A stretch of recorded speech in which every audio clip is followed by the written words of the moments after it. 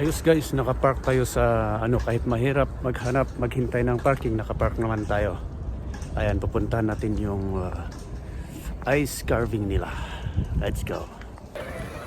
Hello guys, at dito na naman po tayo sa Dartmouth downtown at parang may pinagkakaguluhan dyan sa baba.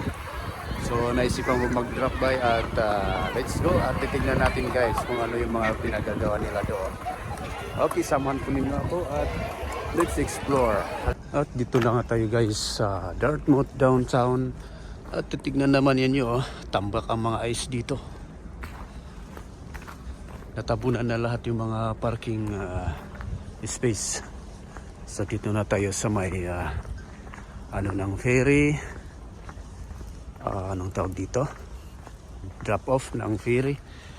Patawid dun sa kabilang downtown Halifax.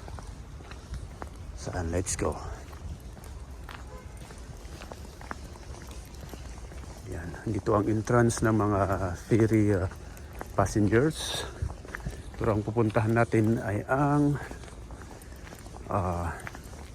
ice carving. Dito na nga tayo sa loob guys. At ito ang loob ng ferry station.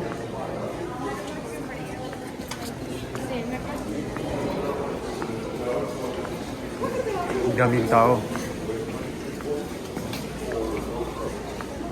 Ayan yung pupunta sa taas. Pero dito lang tayo guys sa baba.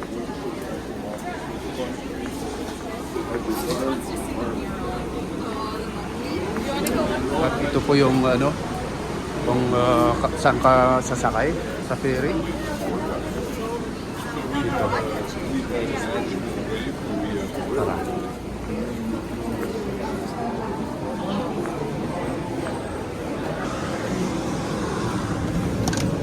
Ayan.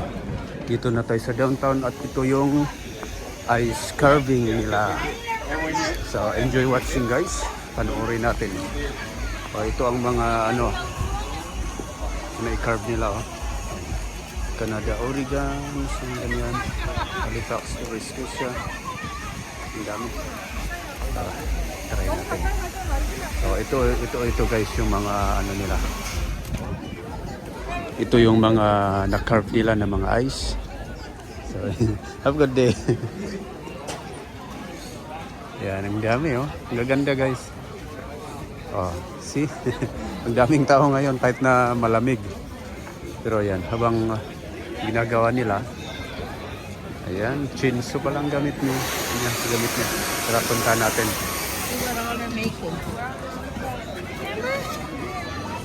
Daming tao. Yan ang carving nila ng ice.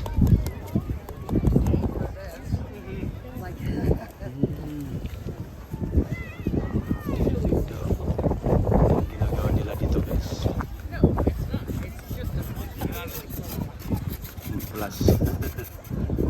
Yan. Pinagagawa nila. Ayan pa.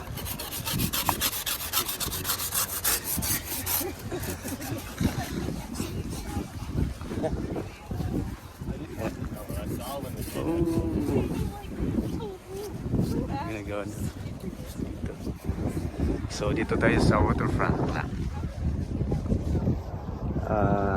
Dartmouth waterfront. Daming tao ngayon. Let's go, puntahan natin yung iba guys. Balik tayo doon.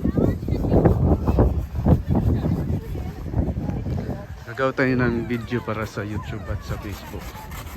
Ayan, balikan natin yung ginagawa nila. Daming tao. I wasn't pointing at the propeller, I was pointing at... Ayan.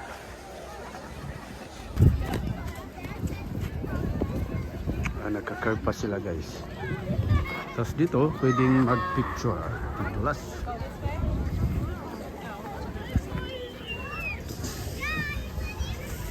University. Don't kick it.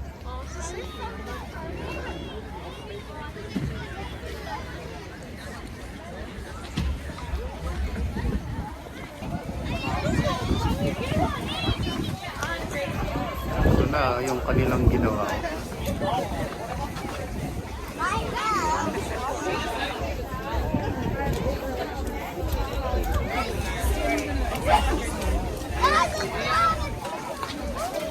Medyo hamatan yun.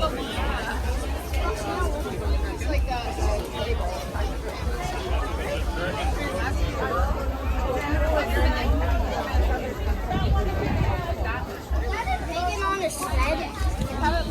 No, it's on a sled. It's on a sled? It is pretty cool. It is a sled. Tira.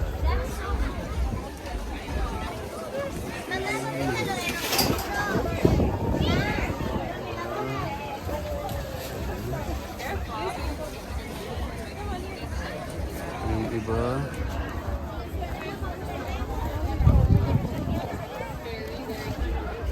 Gumagawa pa sila guys.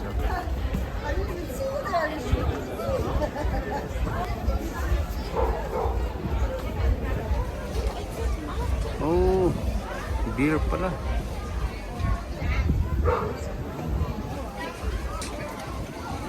Ano kaya to?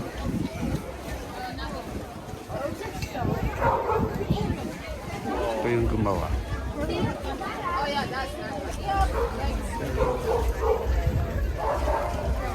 Yung gumawa.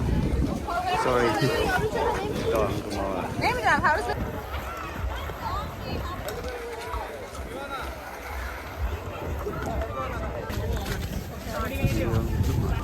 unicorn.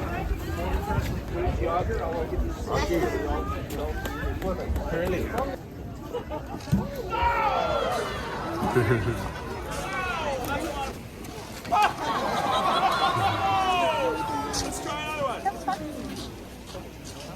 Come on. Yeah! Back row. Thank you, Doctor.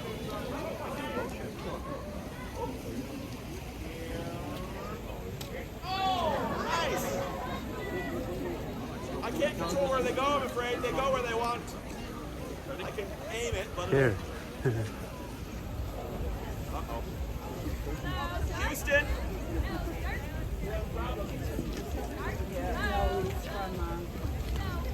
That's a bad idea. No. I think that one might have had a hole in it.